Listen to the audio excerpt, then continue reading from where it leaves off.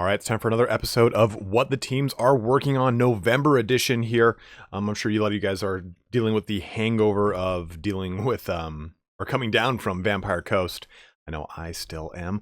Well, let's kind of go into some of the fun stuff that they've announced well, not necessarily announced, but talked about in this What the Teams Are Working On. Now, to start off here, we're going to go into Saga Teams Thrones of Britannia. And this isn't going to be super exciting for a lot of people, but it applies to something that is a little bit part of a larger whole I want to get into when we talk about Three Kingdoms. So bear with me for a little bit here. So they're implementing a new political difficulty option that's going to be coming out here sometime soon. But this will tweak the area of the game as pertaining to the actual political affairs between nations. They were kind of saying that this is kind of reminiscent of how some people want this more of a political maneuvering around, well, right there, it says it right there, political maneuvering, around not just simply the campaign map or simply the battlefield map, but it'll be separate from the campaign difficulty. And that's a pretty cool little kind of caveat. And I'll explain why that is a pretty interesting development. Also, they'll be kind of reworking the whole estate system and how certain estates will provide different bonuses based off of the main trait of your general. So a lot of cool stuff happening here in the winter upgrade in the winter patch. Sorry, I was going to say the upgrade for the winter patch, but that's just wrong. So that's a quick little one here for our little Saga team with Thrones of Britannia.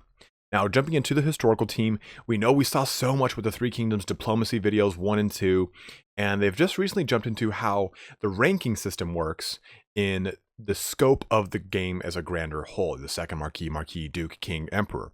And I'm actually really excited for a lot of these mechanics coming in Three Kingdoms, and I think that a lot of people as a whole are starting to warm up and get more and more and more excited about Three Kingdoms because of a lot of the quality of life upgrades that Three Kingdom brings and what it means for the future of the Total War series, right? Up until Total War Warhammer 1, we've been really fed the same not fed, that's negative, but I'm saying that we've been dealt the same formula because the formula worked. Total War Rome, Medieval 2, Empire, Shogun 2, and then Rome 2, all pretty much have the same general blueprint. Total War Warhammer, of course, mixes things up because you have heroes and stuff like that, but and Warhammer 2 even makes that gap bigger and actually adds a ton more RPG elements to the game. But Three Kingdoms is doing something that I really like with the kind of behind-the-scenes political intrigue portion of the Total War franchise. And I think that as a whole, this kind of marks a momentous or a landmark or a pivoting point, whatever you want to call it, in the Total War series. We're going to start to get something that is not less Total War in the sense of, hey, all-out battles and campaign maps and such, but more of the political intrigue, a lot of the kind of interwoven relationships between nations that are present during this time in history or even in fantasy. I mean, we hear about all the stuff between high elves and dwarves and dark elves and even the Empire and what their kind of dichotomy is between all four of those nations and how the Lizardmen and Skaven and all the other races play into that. And we've seen that developed more in Total War Warhammer 2. We're seeing it developed insanely in Three Kingdoms. So I think what Creative Assembly or Total War as a whole is trying to do is to kind of pivot itself in the market that kind of caters to the people that are bigger into Hearts of Iron, into Crusader Kings, to kind of try and pull some of that audience in by saying, hey, you know what?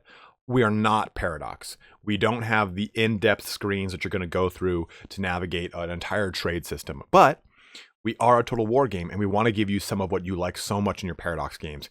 Here's us trying to delve a little bit deeper without getting too much into it, and playing to the strengths, I guess you could say, of the Total War franchise, which is simplicity. They're simply trying to go into some of the political intrigue, the ranking system, and how that's all going to play into both the historical portion of Three Kingdoms, but also making the market a little bit, or the game itself, a little bit more diverse. And I think it's needed, right? Like, I mean, if Three Kingdoms was just like Rome 2, but with a ancient Chinese theme, I think we'd all be a little mad. Ancient Chinese, Korean, depending on what part of ancient history it is at that time. That border keeps jumping around all the way through ancient Chinese and Korean history. But neither here nor there. Now, it goes on to talk about how the ranking system really determines which of the emperors are in place. And it goes into Zhan of the Han Empire and how he's pretty much a puppet empire of Deng Zhuo. And how that eventually kind of progresses into, you get your three states, quote unquote, the three warring states. and how you can actually earn your place as an emperor in that ranking system in the end game. And I think that this is really cool too, because this whole portion of Three Kingdoms is really talking about, very loosely, they're not even saying it outright, they're loosely going into, hey, we understand that there's stagnation at the end of our games. That really turns 1 through 100 are the most interesting and the most fun, especially 1 through 50.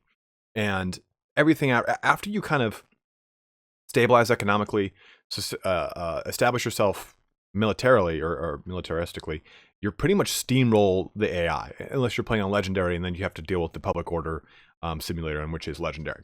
So it looks like they're trying to create something that has a little bit more to it than just simply conquer everything. It's conquer everything, but there's also another mechanic to it that plays heavily into the relationship between you and your vassals and all of your other relationships with other nations. And I like that a lot about Three Kingdoms. The diplomacy videos, if you haven't seen them, go watch them. They're huge on showing you how you can establish diplomatic relations without getting into just a giant clusterfuck. So couldn't be more stoked about what Three Kingdoms is going to bring to its own game, but what it's going to mean for the Total War franchise as a whole. I don't think that, I think Three Kingdoms is going to be incredible because I'm really stoked on this period of history, but I think that, I don't want to say this all adds up to Total War Warhammer 3, but I think it's going to make for Warhammer 3 to be absolutely incredible with all the kind of innovations that they're bringing with Three Kingdoms. Now, we see here that the new content team is already working in full force here. They're already on the Yellow Turban Rebellion, so they'll be working on that. So that means that the Yellow Turban Rebellion is clearly not done. Oh, one thing I did want to talk about, plenty of playtesting. So hopefully that means that they've already disseminated the game out to their internal or external testers, whatever they use over at Creative Assembly, and things are coming along well. I mean, if they're already in that stage and the game comes out in 3 months, hopefully that's a good thing. So that's a kind of a little aside there. But we see that their new content team is already working on the Yellow Turban Rebellion to hopefully have that, to have that done by the launch of 3K. That'll be pretty awesome here. But they're saying to support, they will be aiming to support 3K with a variety of free LC and DLC. Stoked on that. Happy to hear that. I'm not really sure what that include until we get our hands on Three Kingdoms and see what is quote unquote missing from the era. But I'm really excited to see what that FLC and DLC is going to include, even if it's more mechanics of the game. So stoked on that. Arena team, we know the sun has set there. They will continue to support the game, and some of the innovations from the game will make it into future games, but Arena is at its siren call. Now, the new content team, they're pretty much just saying here that they want to get a patch out to us for the winter season. So let's see here. Where is it? There's a beta. Okay. In general, with a view of releasing an open beta before we all break for the holiday to fix a few bugs, update the Total War Warhammer 1 races skill trees to be more in line with their Total War Warhammer 2 counterparts, and do some general quality of life fixes to ensure you have something new to get stuck into over the festive season. So hopefully that means it's going to come out in the next week or two here. I know they were saying this is what the teams are working on as of November, and we're into this is the 6th day of December. So hopefully by a week or two within this, before the actual Christmas season kicks off, we'll hopefully have a beta patch that we can work on to get some of the game-breaking bugs, as far as like stuff like the Vampire Coves, completely causing your game to crash outright, and a number of other little kind of things here and there that make the game, not to sound like a meme, but unplayable because the game won't start back up. So hopefully those will be fixed here quite soon, and we'll be on to greener pastures. Didn't mention anything about their next DLC, which is hopefully going to be Skaven and Lizardmen. That's the big consensus, I think, amongst everyone, and I think it makes the most sense. I don't know what the hell else you'd want to release before that, but we'll get some news on that hopefully soon. New update to the launcher, and now the fantasy team's pre-production. What is this juicy morsel here?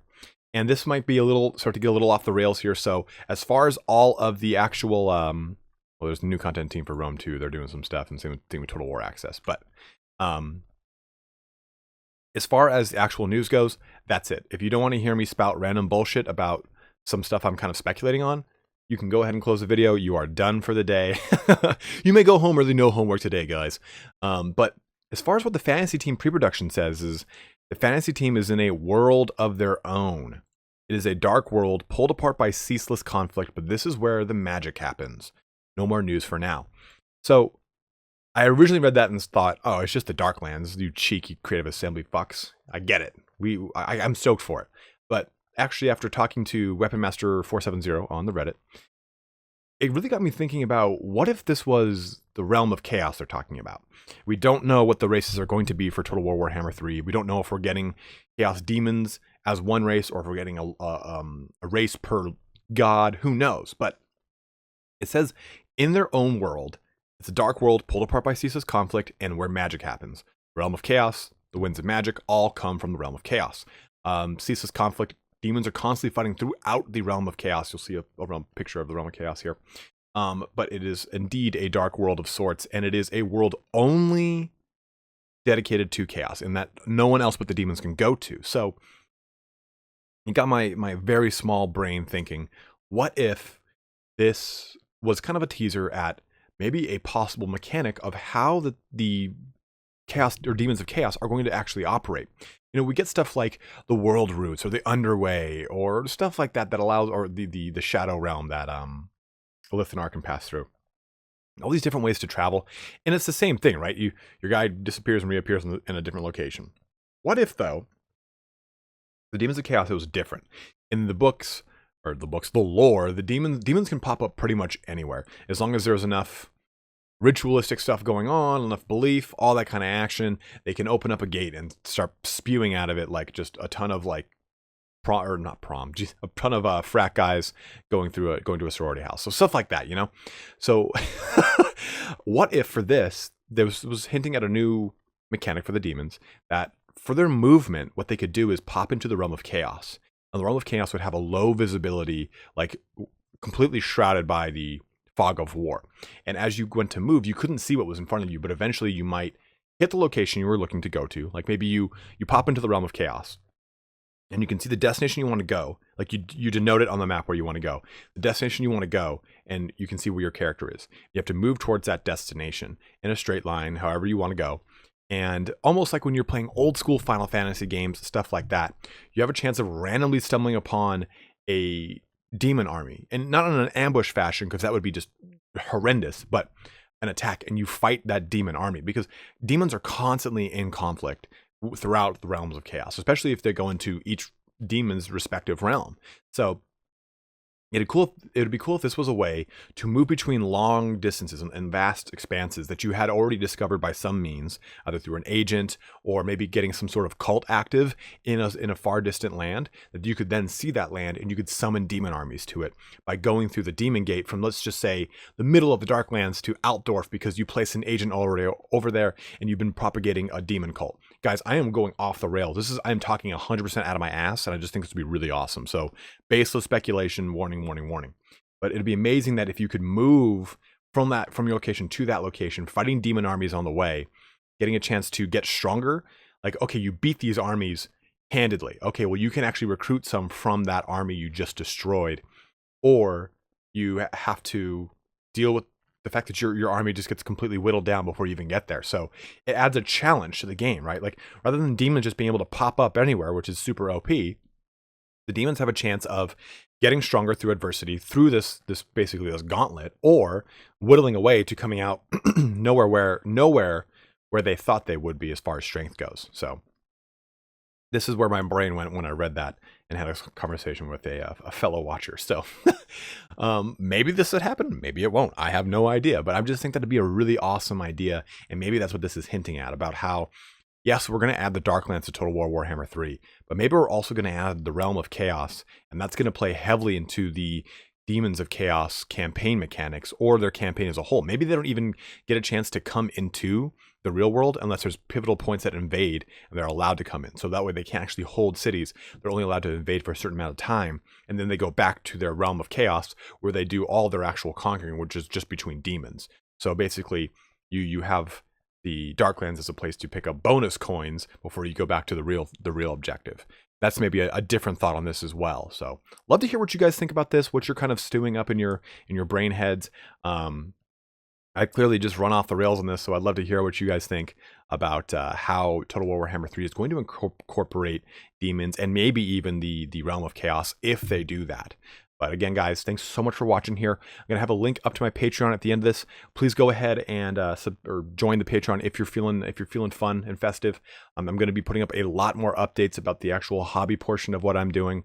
I finally got it back in, got enough time and enough space down to really crack into painting up the rest of my Blood Angels. And Turn and I are going to meet either this weekend or next week to play some total from Warhammer 40,000. So I will update on the Patreon pictures of that battle when it happens. So guys, thanks so much for watching as always. Have a good one and take care.